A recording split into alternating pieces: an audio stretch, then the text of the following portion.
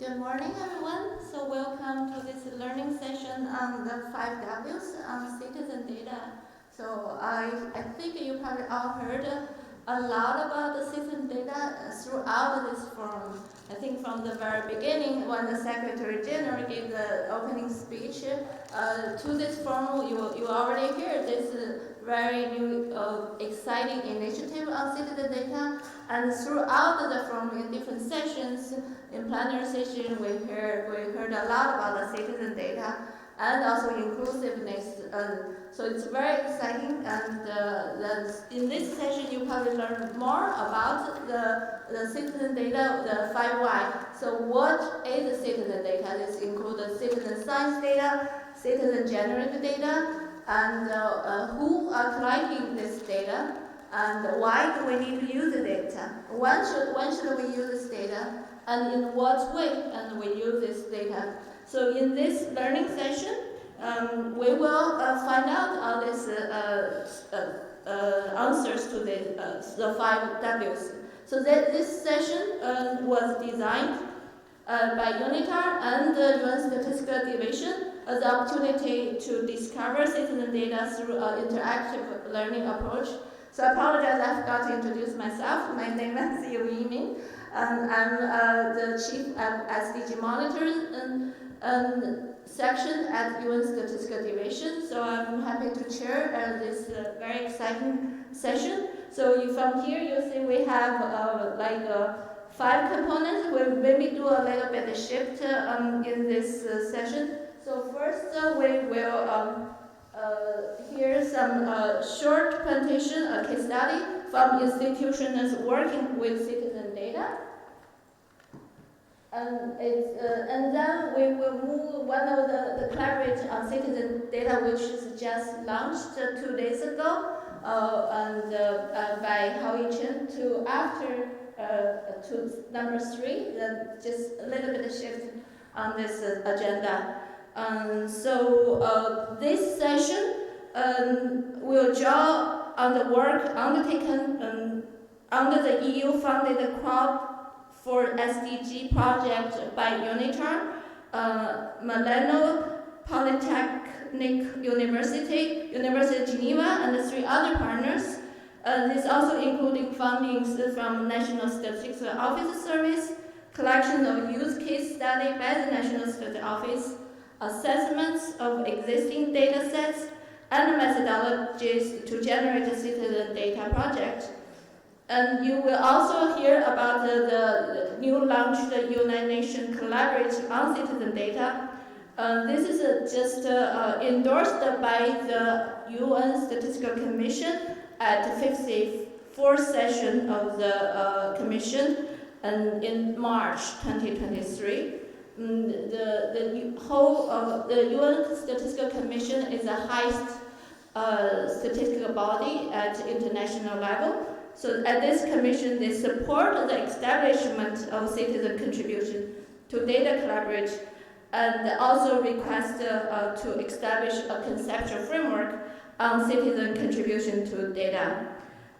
So without too much further ado, I would like to start with our first presentation case study. The first presentation is on supporting rapid public health and nature disaster response by Professor Barbara Persini. So Barbara is a full-time professor of computer science and engineer at University I think I probably pronounce it Politecnico di Milano, and it's Department of Electronics, Information and Bioengineer. Her research interests include the data quality, data preparation pipelines, and extracting information from social media, in particular for emergency. She has been working at as the unit lead or senior research on several H2020 European project on these themes, including Crowd for SDGs and E2MC. Barbara has also served as a coordinator of the PhD program in information technology under the director of the PhD school of the university and chair of the technical committee on information system of the International Federation for Information Processing. So Barbara holds a degree from Politecnico and Stanford University. So the floor is yours, Barbara. So good morning, everybody. What I will present here is some experience we were gaining from Crowd for SDG, which is a project which was started in the middle of the pandemic, so in May 2020, and it's ending now at the end of April. It involves several institutions, including UNITAR, CERN, and some universities. So what will be presented here is some experience from some case studies we were doing. This type of project is a European project which is funded by the European Commission, and it is a research and innovation action. So our goal is to develop new ideas, new proposals to get some new methods, new approaches towards the involvement of what in our project was the crowd. Here we have several terms that can be used, and we were using crowdsourcing a lot, but also citizen science. We were focusing on one particular SDG, which is SDG 13, climate action, but in combination also with other ones along the years, during the 3 years of the project. The goals we have here is to present a way of combining automatic tools for analyzing data, for gathering data, and applying some techniques, including machine learning, in order to be able to classify this data and to filter it out with the involvement of citizens, and to improve its quality until it is good for use, fit for use. So there was a big focus also on the quality of the result. So I will briefly show what type of tools and approaches we were considering in the project. Here, first of all, we were discussing about what is the involvement of the citizens and citizen science, and then we go, this is also taken from the literature and elaborated by us, from what is called passive citizen science to more active approaches. And passive for us starts from collecting data from social media, and then the crowd can be involved in analyzing this data so that different tasks can be performed, like annotation, tags, selection, relevant information, adding some information, and up to decisions, so supporting decision making on different bases, including how to run a project, how to gather data, but also comment on the process itself until some decision-making task can be involved. There was some discussion about what it means to have data from social media. In particular, in the project we were using Twitter, and so most of the work was based on that, but it is like we were developing a general approach which involves gathering data from social media, different sources, and then try to analyze them with the involvement citizens. Of course, if the citizen contribution is just posting, this is debatable if it is citizen science, but you can also launch campaigns on Twitter, so this could be hybrid. But this could be a source of information for further phases to get more data about specific situations and evaluate them.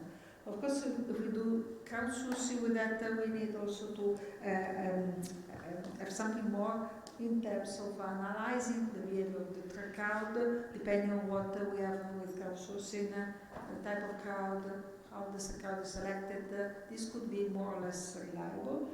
So we were working also on tools for analyzing in the project the crowd results. So this is combining two tools, get the information from the crowd on the basis of social media and analyzing the results of the crowd analysis. And then we can also we were also doing in the project some experiments of getting information directly from the citizens through apps, helping them developing apps with specialized tools, and then supporting decision making with, again, DESA, which is decision support environment for taking decisions. So how these things were combined, I will focus mainly on this stage, so how you go from social media to get some result which can be used for different purposes. The main purpose here is to gather information which is not readily available, so we're focusing mainly on having I call it real-time information coming from social media plus the crowd. And since we were starting in the project just in COVID times, we took a little detour, and the first case study that we had was on another emergency situation which was hitting us. So we were trying to analyze some behavioral aspects of COVID, in particular use of face masks and the use of the social distances. This was in the very first phases of the pandemic, so there were many questions about the different policies being adopted by the different countries. And so the approach is to gather information. And another aspect on which we were focusing is that information from Twitter can be different types. We were focusing on visual information, so getting images. And of course, when you ask Twitter something, you get a lot of information. Some of it is not useful, some is just memes or support and so on. So you have to filter them, also filter the duplicates and so on. And we need automatic tools, because out of our first case study was that we were getting like 5 interesting, useful images out of 1,000. So the ratio is this way. It could be a little bit higher, but this way. So we need some classification to find the images which are useful. And so we were introducing a set of tools. So the approach here is that we can combine, and we ask also the support for the citizen sciences to do these different possible tools. So you select the tools which look more appropriate for a given project, including, of course, image recognition features for recognizing objects, but also for recognizing situations like outdoors, indoors, and if it is a meme or not, or a chart, and so on. And all these are the basis for getting to the next stages, which it's to localize the image, because social media is not localized typically. And then we can actually involve the crowd. With the good images, we can ask them what they see in the image, if this is relevant, and out of this we can build statistics. We were producing some thematic maps and other charts. And one challenge was to evaluate whether this was yielding correct results with respect to with what was known at the time. So we were comparing these results with other types of surveys which were run around the world in this period. So you could get some idea of what was happening in the different countries. So this is the basic procedure we are having, and we are involving citizens in the different phases, from looking for the keywords which are good, and then supporting the filtering, choosing the filters, supporting with questionnaires type, the extraction of information or annotation information, and deriving the results. The other case studies we were doing are more related to climate. So we were doing several case studies on floods. And the procedure is a little bit different, but the same structure. So we still collect images. What is critical, we notice, is that tweets are coming from different countries, many languages. So, for instance, we were doing an in-depth case study from on data about Nepal and Thai floods. So we had big challenges about recognizing the text, in particular for the location recognition we are doing. We need that, and also for the keywords.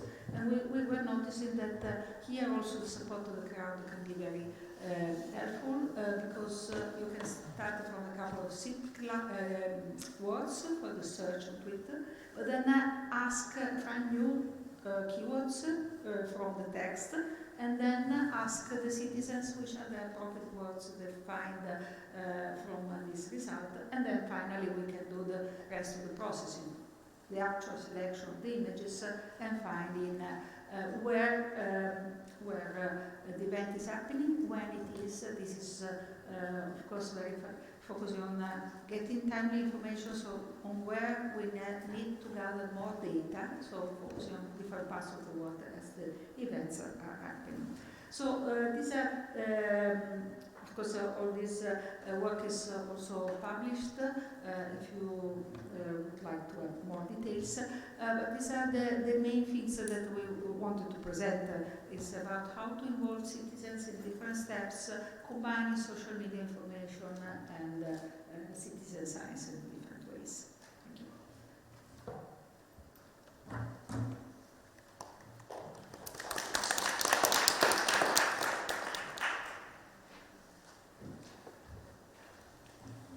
Thank you so much, Barbara, for sharing this very useful case studies on how to use citizen science solution tools to solve the real problem. So our next presentation will be on measure well-being of a society in new ways from Andrea Santiago.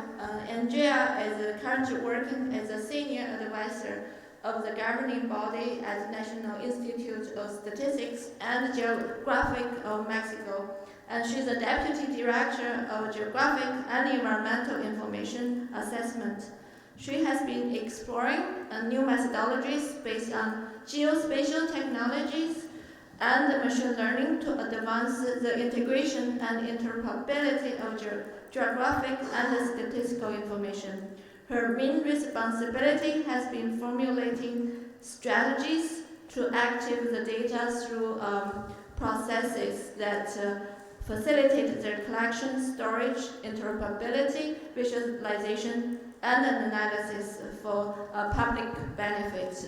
She holds a degree in geography from the National Autonomous University of Mexico. So there's yours.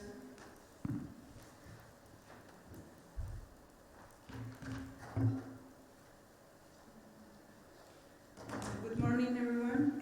I'm going to talking to you in general way about the project State of Maine of the Twitters of the National Institute of Statistics and Geography from Mexico, INEGI. This project uses social networks, specifically Twitter, to generate statistics. The objective of this project is to automatically measure and report the mood of Twitters in Mexico using a supervising learning method. And it starts from a set of people tagging tweets according to the mood of the tweet. That is, whether it is a Twitter with positive emotional state, happy or calm, or whether it is a tweet with a negative emotional state, reflecting sadness or anxiety, anger, etc. For this, use a big group of people to analyze a big set of tweets to be able to say that people agree that the list of tweets has so many positive and negative tweets. That is, we can identify positive and negative through human judgment. The next step is to teach a computer to replicate that human judgment without the need for human participation. The computer can do the work of receiving the tweets, evaluating them, and generally the classification of positive and negative tweets. That is, do it in a very similar way to a set of people will have done. The advantage of doing it with the computer is that it's much faster and less expensive and can be done as it's currently done in INEGI, each day an evaluate of the previous day's tweets. This has been done since February 2014.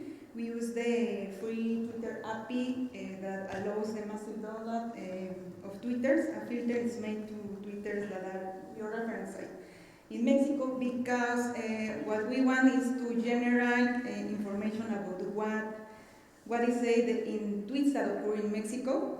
If they are not georeferenced, we can know if they are related to the country, and those are discarded.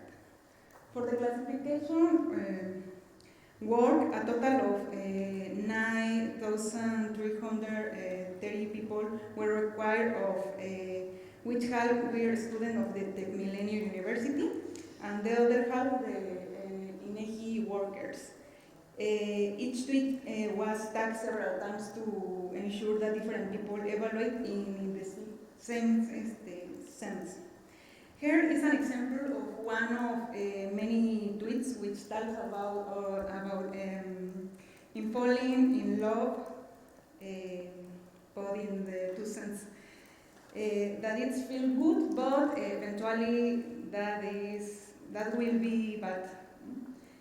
It is the language that we commonly find in Twitter, that it's a colloquial language.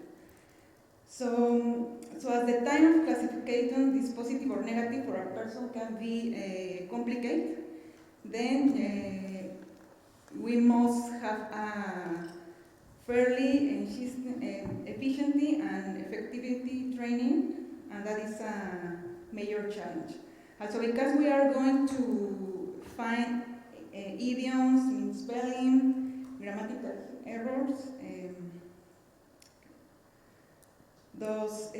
to address that challenge, an effort was made to classify tweets from a training set and a validation set.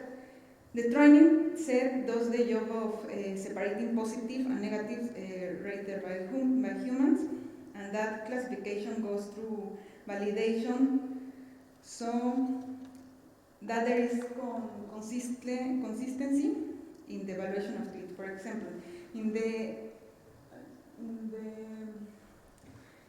if the Twitter was classified in the same sense by different people, it was a good tweet to be used in the training process.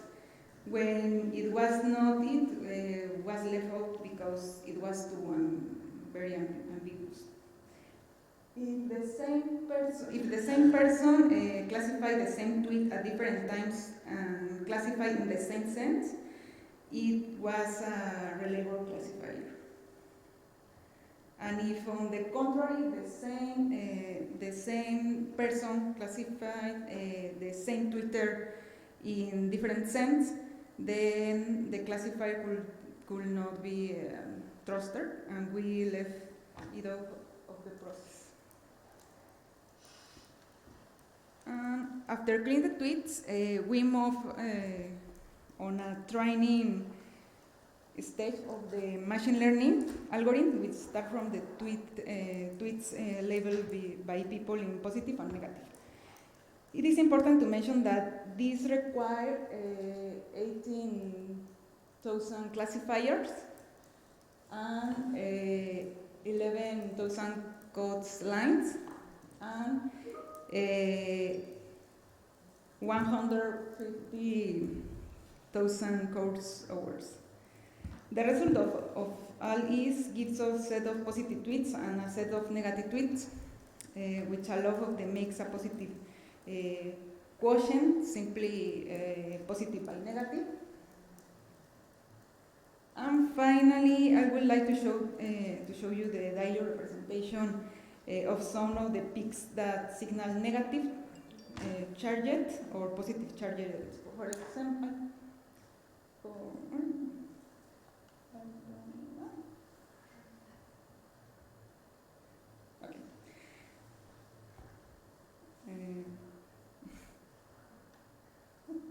okay. For example, when they use election were held on December 8 and 9.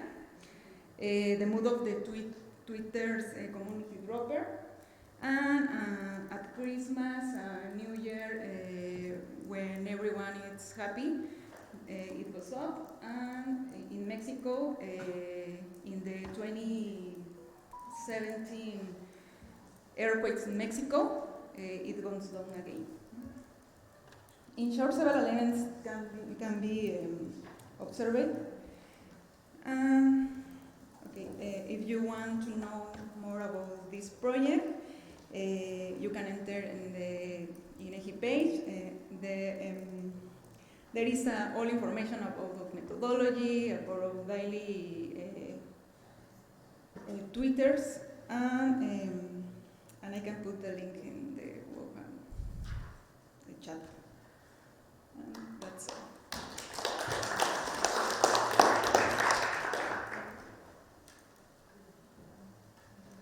Thank you so much. Andrea gave us a very good case study on how to use citizen data and particular social media data for sentiment analysis. And she shows that citizen data is very useful, but you have to use it carefully. There's a lot of processes between when you have the raw data, you will need to validate and process and to enable to be useful. So as I mentioned earlier on, so we move one of the presentation up. So our next presentation will be from Howie Chen. Howie is the coordinator of Intersecretary Working Group on Household Survey. And she worked at the UN Statistical Division as my dear colleague.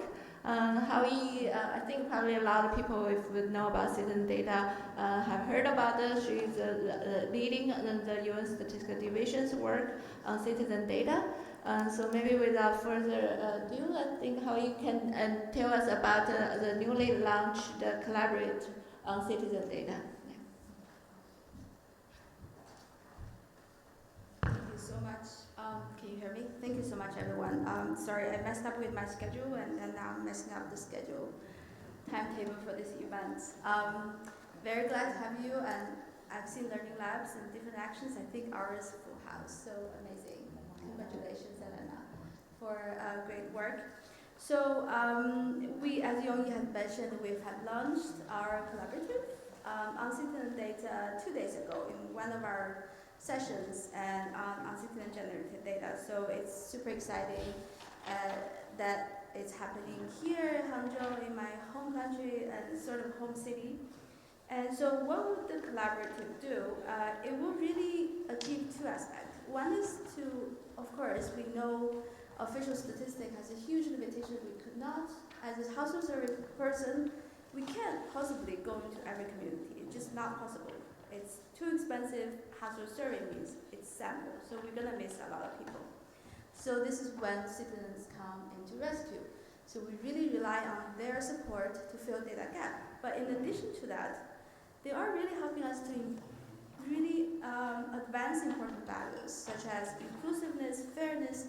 Where we wanted to have the number reflect the reality, but also the citizen themselves being part of the data process. So it's just not just to fill, in addition to filling data gap, there's another important aspect is to have them in the entire data process. So why are we talking about how do we get to the collaborative? Just walk us back a little bit. In November last year, we had an expert group meeting on citizen generated data. And we had a lot of discussion. We have colleagues from different data communities, from NSOs, CSOs, academia, line ministries, and we had 2 days of debate on what are we talking about citizen science, citizen generated data, all the terms and concepts have been talked about, discussed. So in those 2 days, we had really agreed on two things. Yes, one thing is we would like to agree on what are to decide on a framework, to define what we're talking about. What are we going to work on together as a community? What's our first step? Because it's huge. It's all over. The citizen can be engaged from the beginning of the data value chain all the way to throughout all the data value chain process. But where do we want to start? Which data will be considered as citizen data? So from what aspect will we be starting? So what we would like to work on is framework, as Yoni mentioned, and to really define the scope of the work we should start working on. And then the second aspect we've covered is how. How do we get there? We now wanted to work on something, but we don't know how. So how is closely linked to this collaborative. We said there are so many case studies, examples. Can we start bringing these things that we have learned in our citizens, communities, grassroots communities, civil society organizations, and national school offices, all communities, what we have learned from working together side by side. Let's bring all the case studies in, look at the successful stories and not so successful stories. We've heard a lot. We did some study with LSE, London School of Economic and Political Science. There's the one marginalized population group that they had been repeatedly interviewed by different research groups. So at first they were very excited. Their needs were being voiced out, but every few months they were interviewed by a group. And then at the end they were so fed up, they said, we're done. And what are you bringing all these research to our community? You've asked so many questions, but what do we get out of it? So we want to get all these examples, case studies, and the challenges of data quality has come up so repeatedly into this. How do you deal with challenges, data quality challenges? What about ethics? And what about sustainability of those projects? So this is why we established the collaborative, is to systematically, first of all, bring all partners in, national offices, CSOs, and other organizations within the larger national statistical system, academia, and other stakeholders, and citizens themselves. Sometimes they're not organized under an NGO or CSO. And to share knowledge, experience in addressing key challenges, as we have mentioned earlier many times, quality, ethics concerns, sustainability, and then together we'd like to identify needs for capacity building. Building capacity of civil society organizations, but also national statistical offices. Sometimes they don't know how to work with this data. And if possible, let's work together on tools and guidance that we can support to our CSO and NSOs. So as a community, we have moved a lot now since we're in the forum, World Data Forum. We have moved a lot since Cape Town. How welcoming, how open we are from the statistical community to civil society organizations. But together, we believe we should do more, and we can do more. And this is about the collaborative. So if any of you, we welcome, it's an open door process. If you'd like to contribute to the collaborative, reach out to us. Bring your case studies, bring your experience, bring your frustrations, bring your voice, and also on how we should run the collaborative to us. And we'll be there to listen to you. Thank you so much.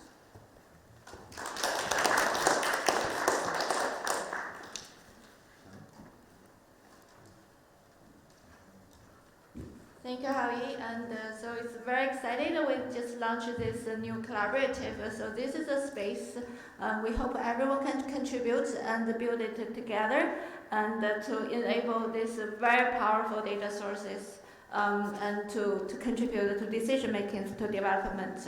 So next we will have a panel, a discussion organized in the form of a quiz with the illustration of the answer based on the case study. So I will invite my colleague Elena Proden from UNITAR to lead this panel discussion. Over to you, Elena.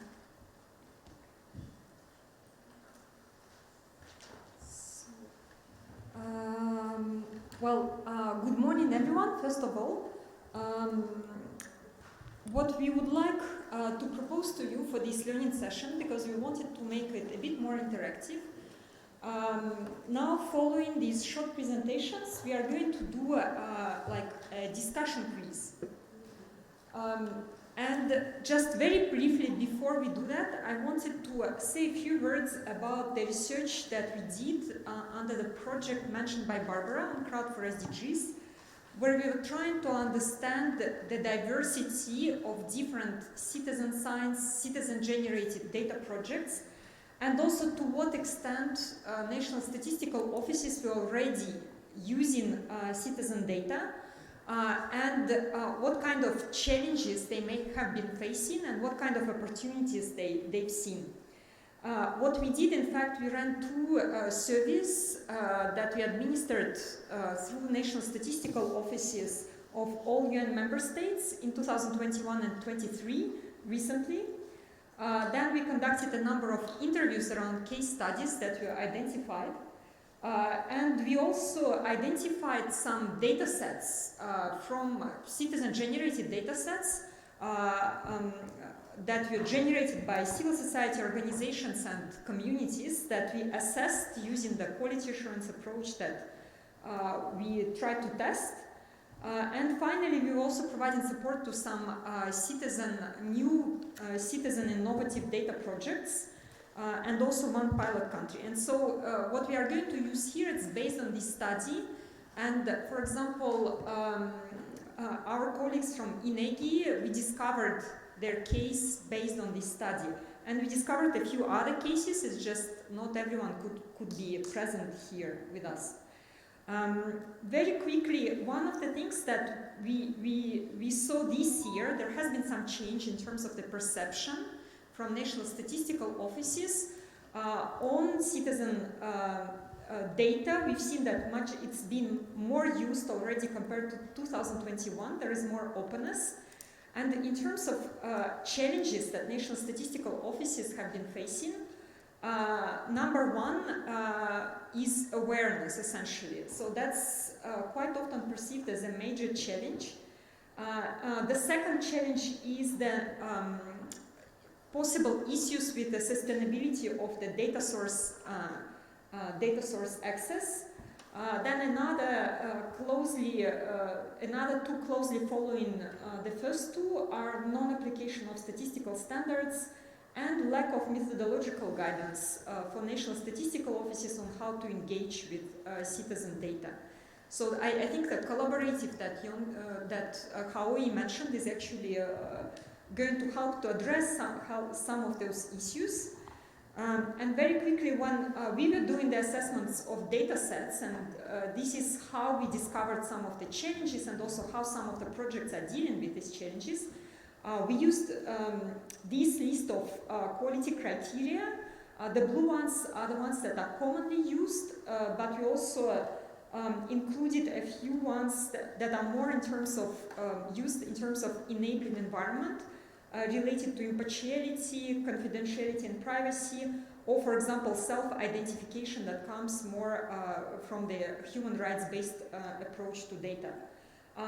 But many of you will recognize that those criteria come from the standard UN National Quality Assurance Framework. And also we try to compare it to the criteria that are typically used by academic institutions. And the ones in red here are the ones that need to be more emphasized in scientific quality assurance frameworks to increase the uptake of data that is being supervised by academic institutions. So in terms of the quiz, we will have a series of statements in a way that we propose to you to discuss. We are going to call them the myths, just to make it a bit more fun for this session. And the first series will be related to what. So what is citizen data? I guess you may be hearing, we were discussing different examples already. And the first statement would be citizen data are about citizens' digital trace. So maybe if some of you would like to react to that statement, how would you see that? When we were doing the first survey, that was some of the respondents felt it was about that. Would you agree with this statement? No. No. Okay, so we have one no. Thank you, Stephen. Then the second one is citizens can only help collect data but cannot help analyze them. So what do you think? Also no. Thank you, Dilek. I would like to quickly invite our two resource persons for today also to share their reactions. Maybe first Barbara on the first two statements. Just the mic. Yeah.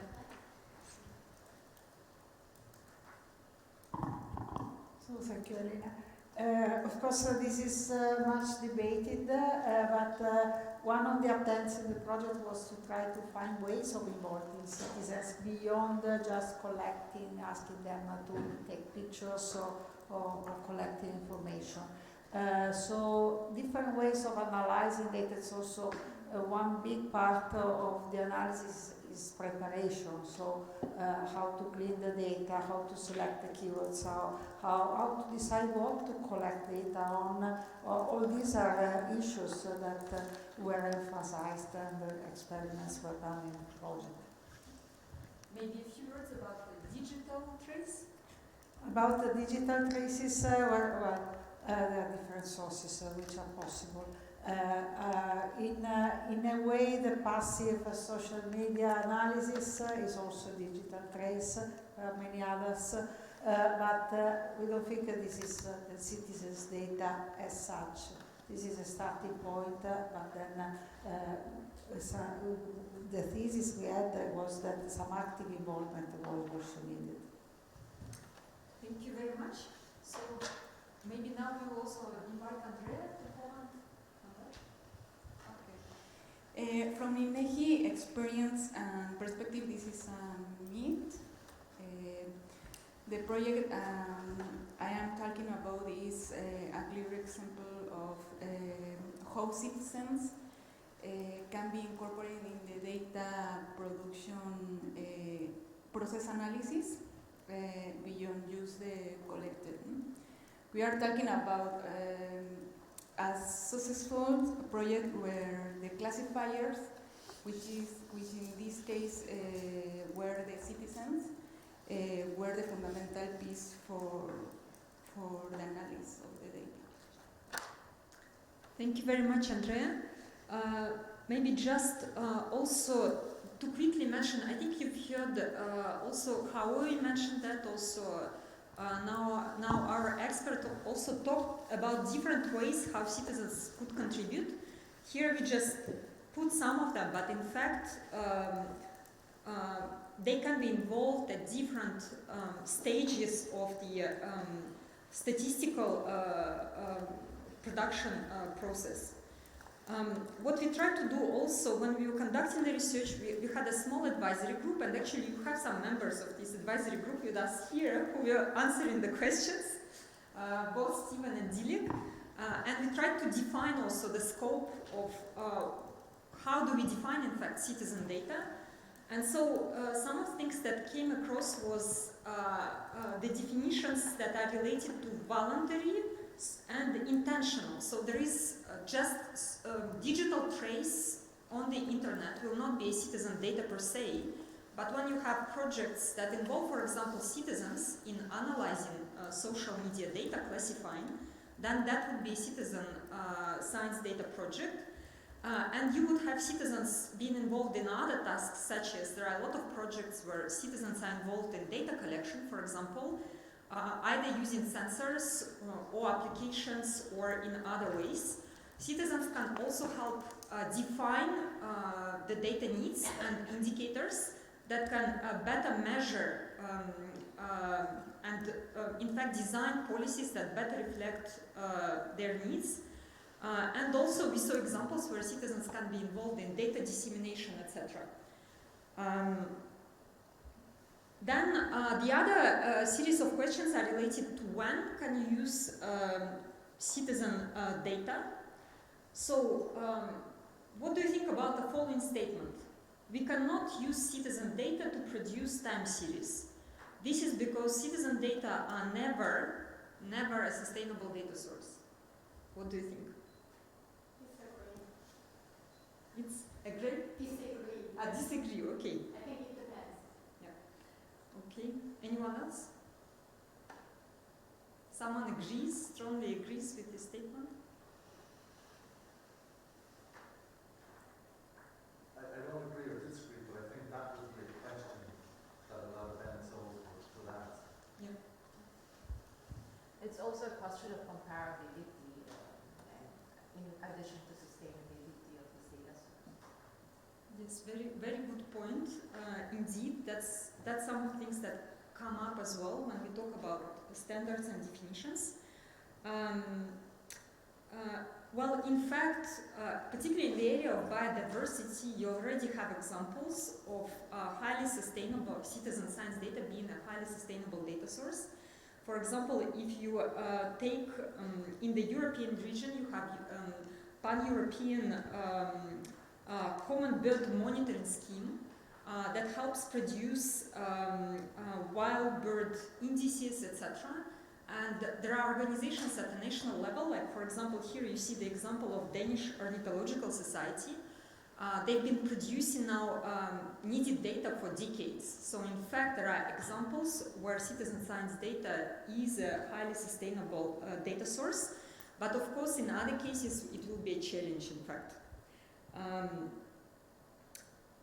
Then the other statement is citizen science data or citizen data are mostly relevant for environmental monitoring.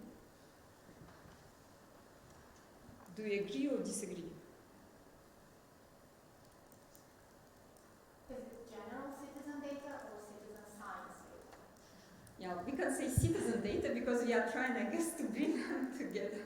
Again, it depends, but I think that I would disagree.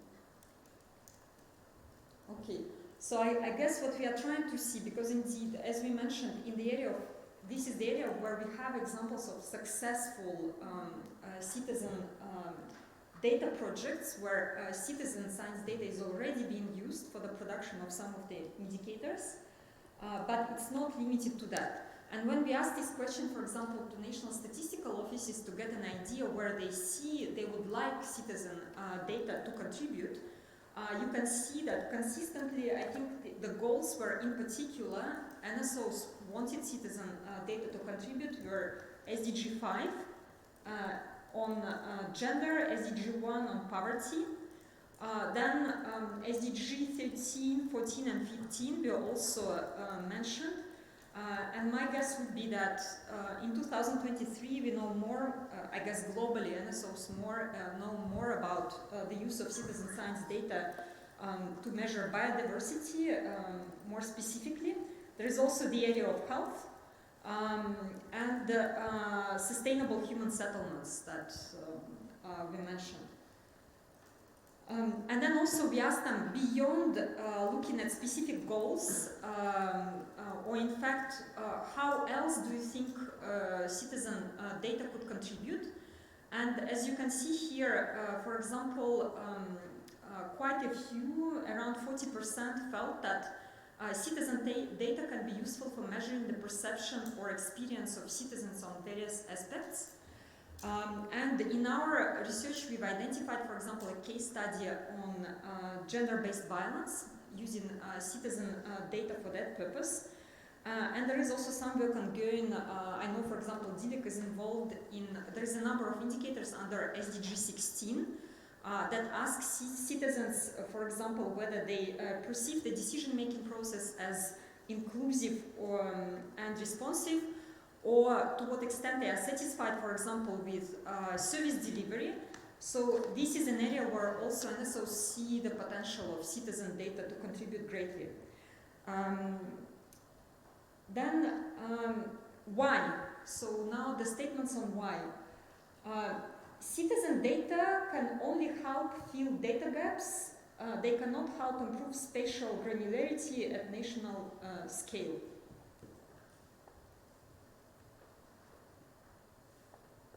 What do you think? Do you think there are examples where it's being used, citizen data is being used to actually produce more granular, especially more granular data? Yes. So one example data set that we analyzed, it comes from a sensor community who measure air quality data. And in fact, here you see the example of use by an official statistics producer in the Netherlands, the National Institute for Public Health and the Environment. What they did, in fact, they use data that comes from sensor community and some other organizations, whereby citizens, in fact, they have sensors and they help measure the particulate matter in the air with their sensors. And there are concerns, for example, related to how accurate these measurements are. But what happens is, whereby sensor community, for example, simply provides the infrastructure for data to be aggregated, then the national official statistic producers does the calibration. And that what allows them, in fact, to produce especially more granular data, because they would have 3 official monitoring stations in the country. But then the high number and good coverage by citizen scientist centers in the sensors in the country helps to produce more spatially granular data. Then we have a question on who, and here I will invite also our resource persons to comment. When we think about who is producing the data, that would be related, for example, when we talk about citizen data, there would be quite often concerns related to accuracy and reliability, the application of sound statistical methods and procedures. So that would be the first statement. Citizen data will always suffer from statistical bias and will not be representative of the population under study. What do you think about that statement?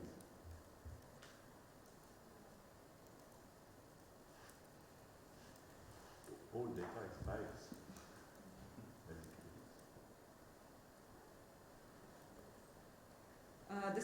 The statement that it will always be biased, so that the NSOs will in fact should not engage because there will be always serious concerns about accuracy.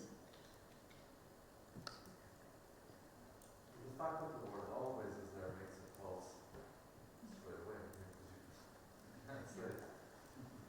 So will it not be useful? Is it still worth doing it? I think if you said citizen science or citizen data may suffer from statistical bias, that would be the question the statistical office would ask or anything else. But by saying it will always suffer. Yeah, but she's doing it provocatively. I know, I'm just being provocative back. But I mean, there is no perfect data source, right? There will always be issues with any kind of data source. I think Sergey was just trying to point that out. Okay, and then the second statement we have, impartiality would be one of the criteria in the quality assurance framework. There are some concerns, for example, I guess when it comes to the civil society organizations who have advocacy as their mandate, what sometimes you would hear from national statistical offices is that these organizations will not be impartial, so they would be driven, in fact, by other considerations than simply producing accurate data. And I would like to invite maybe also at this point Barbara and Andrea to comment a little bit, also based on your experience. How do you deal when these questions are being asked, etc.? Okay, there are many statements and so on. One thing is that I would start with the beginning. You had who is involved and is it sustainable or not. These things I think are linked also with impartiality. So one difficult aspect is to find a crowd, to find the citizens and so on, and to engage them.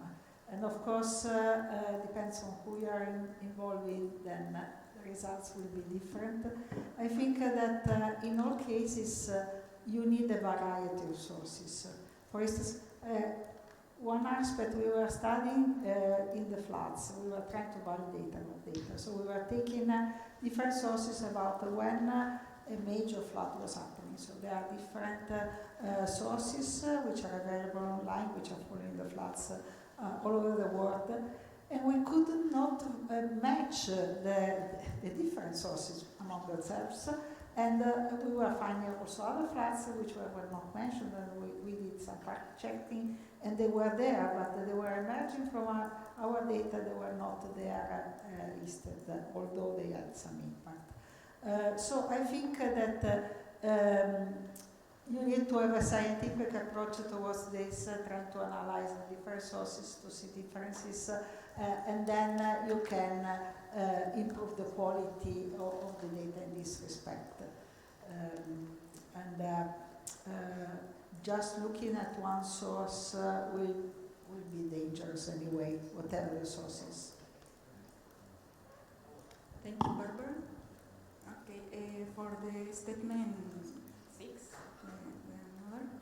in the case of the use of analyze from Twitter, we must assume the bias and have a way to characterize it. Moreover, we must be aware that the absence of representativeness will introduce bias in estimation,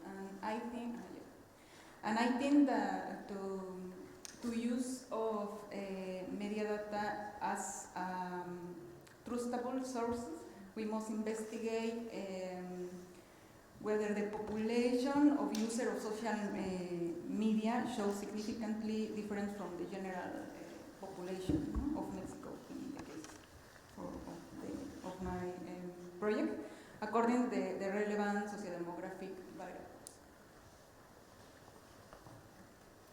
Okay, thank you very much, Andrea. I don't know if is there anyone else who had experiences who would like to comment on that?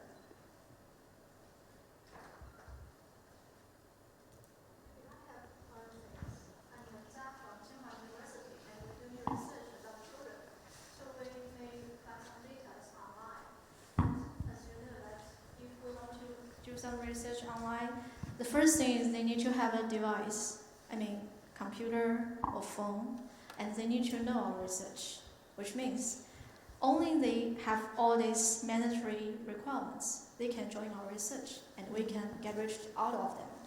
But for those who don't know us, or they don't have the device to support them to access to us, they cannot access to us, and we cannot reach out to that site.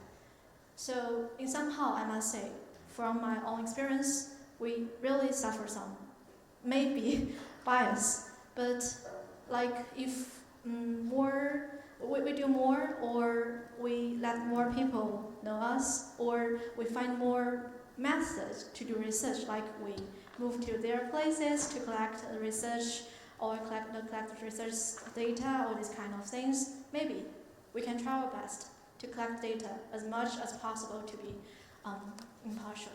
Yeah, that's the things.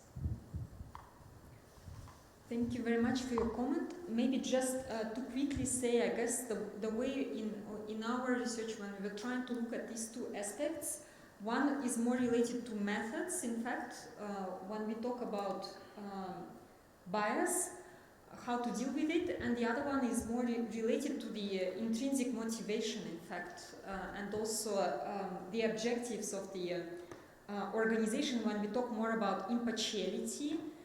And one of the ways to deal with it based on the data set assessments we realized was that typically when you have, for example, when it's a partnership between an academic institution, professional scientists, and citizens, then you'd have less concerns on impartiality because there is a scientific supervision, and also the role typically of academic institutions would be to ensure intellectual independence. For other organizations, some of the things that we felt worked pretty well was that when there is a proper application of sound statistical procedures, and there is a transparency, so the metadata files are being published online with the data sets, and anyone can go and check how exactly they are being produced, then possible concerns on impartiality go down. So it works pretty well to address some of those concerns. And then finally, in what way?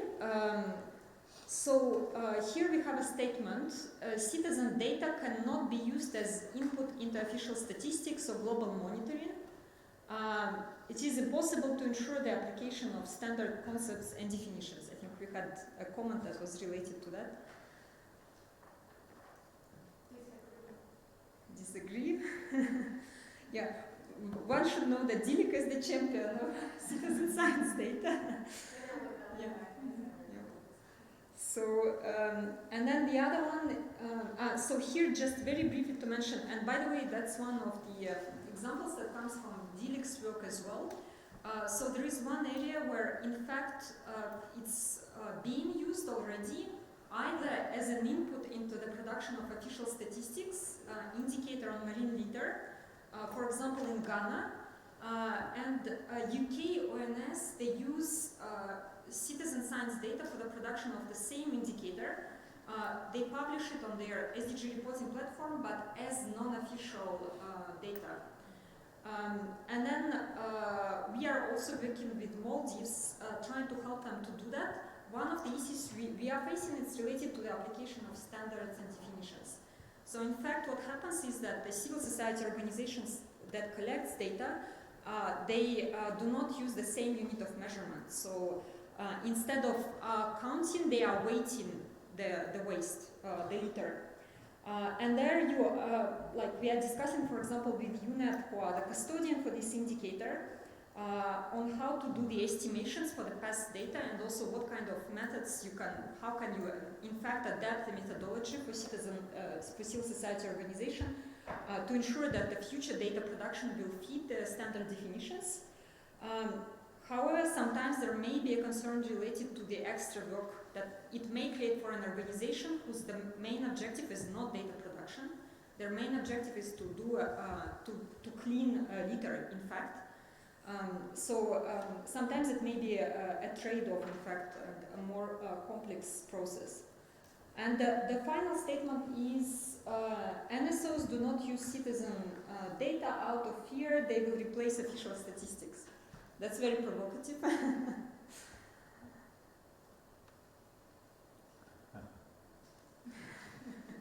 No reactions. Yeah. So in fact, there are a number of national statistical offices who already developed quality assurance protocols, and you may be aware of them. In our case studies, we've seen 3 specific cases. Here you see the UK's approach. They have a scoring matrix where in fact they actually, there are a number of criteria that are mandatory, that have to be met. And then the others, it's an average score. If the data set meets the average score benchmark, then it can be included on the official SDG reporting platform. In Colombia, the approach, and in UK they publish it as non-official data. In Colombia the approach is slightly different. So they call them criteria for experimental statistics, and you can see these are the 6 criteria that are being used. And the 3rd case study is Kenya. Unfortunately, the Director General could not be with us today because the 2 sessions were scheduled at the same time.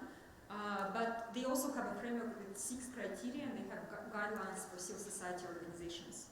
So NSOs are already engaging because they see opportunities either in terms of higher frequency data or more timely data. I think that's one thing that we need to discuss. And perhaps just, I think we are at the end of the session, so I will hand it over to you. Thank you so much. And then using this very interesting quiz to explain the 5 W's, what is the citizen data, who produce it, why we need to use it, when to use it, in what way we can use it. So I think we're already 5 minutes over, but maybe just allow 1 or 2 comments, questions, quick comments from anyone. Try to I just want to say we also have the NSO from Vietnam, and Lynn, and she's here. She has a lot of experience working on citizen data and try to contribute to the SDGs here. And anyone just have a quick comments? If we don't have time now, but we can come back and to just introduce to talk to the experts. Here, Dilek is an expert in citizen science. Thank you. No, it's not a comment. I mean, I really like the provocative questions. Thank you, Elena, for organizing it. Thank you all for being part of it. I just wanted to promote our session. If you're interested in citizen science and want to discuss it more, we have another session at 2:30. All the colleagues here will also join us, so please join us if you want to learn more, if you want to discuss with us. Thank you. Thank you. So in the afternoon, so you can learn more about the citizen science data. And over there.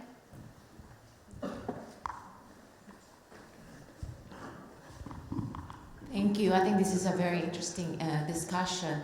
The question is whether there's any experience or country experience where official data is used hand in hand with citizens' data to see whether the frequency of this data could help alleviate the lack of data for sources that are not produced frequently.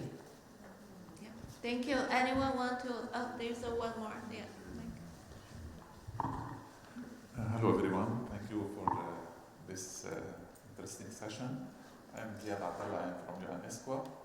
I'd like to share our experience in this field, answering your question. We had an experience in Lebanon. We used Twitter, Facebook, data from telecommunication, and GDALT data. The project was the use of big data and official statistics to see if we can compile socioeconomic indicators for official statistics. So this experience shows yes, we can do this because we compare the results with the household budget survey was done in the statistical office in Lebanon. So we compare the results from what we have from social media and statistics. It was a big survey, about 50,000 households, and the results was very important. You can find this report in UNESCO site, and you have the methodology and all the results. And this answers your question. Thank you very much. Thank you for sharing the experience of the ESCWAS, and we also invite you to contribute to the collaborate on the citizen data that we just launched. And for all these good case studies, and yes, Lynn, quickly. So thank you for your question. I think the slide citizen journal data is still a kind of new things. So we still have need time to develop. I cannot be an expert because I have just like 1 year of experience to do with this. However, I think that's like in the afternoon we can hear more about like Kenya experience. That as I know that they also share experience with me that the government also start to use the citizen-generated data in their framework. In my country, we also start this kind of the process.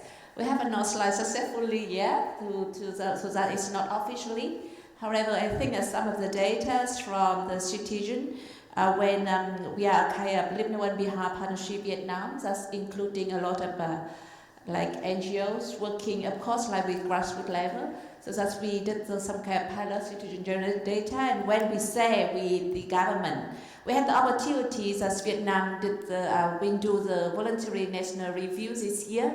So that's they also like checked with the SDG progress, and at the same time we did this kind of the perspective of citizen about the progress, about the achievement of SDG with like different vulnerable groups, and compare with the kind of the perception of the government, and there is a big gap. Anyways, that's like we don't want to criticize the government process, but providing this kind of finding to the government that some kind of things happen, and also story from the field. that should be illustrated in the voluntary national review, and also consider whether the government should use this kind of data, should kind of the voice for the policy development process. And I think that's like with a very kind of small achievements that we can include some kind of the voice from the citizen to the voluntary national review report, and also some kind of figure out some kind of the gaps between the indicator system of the government and also the kind of viewpoint, the perspectives of the community. And it also lead to some kind of thinking and discussion of we have to update the indicators for monitoring SDG in Vietnam. Especially when we go in the half of the pathway already. In addition, we are together with the government to develop with also the support of UNSD to develop the citizen-generated data toolkits. So we hope that this will be used by both NGOs and also the government, and try to pilot this kind of the cooperation process and whether it can include in the data system process.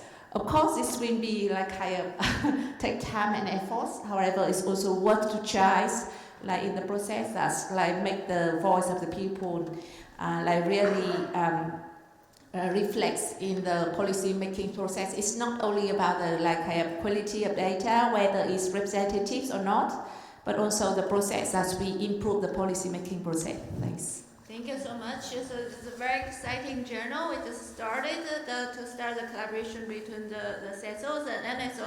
I think in a lot of countries, INEGI, in Mexico, in Colombia, in Ghana, and in Philippines, there's a lot of good initiatives already, and we also foster a lot of new partnerships like Vietnam, Nepal, and there's more coming. And I think a lot of NSO starting getting interested in these new data sources.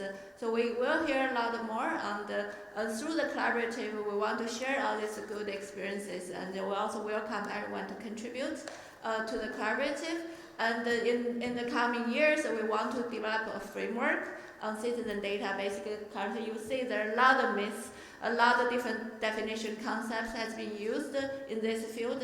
So there's need a conceptual framework to organize the different type of concept methodology and tools together. So we're working, and the UN Statistical Division working with a lot of the partners at the table together and on this. So just keep out your eyes on it, where a lot new exciting things are coming. Thank you so much for attending these sessions.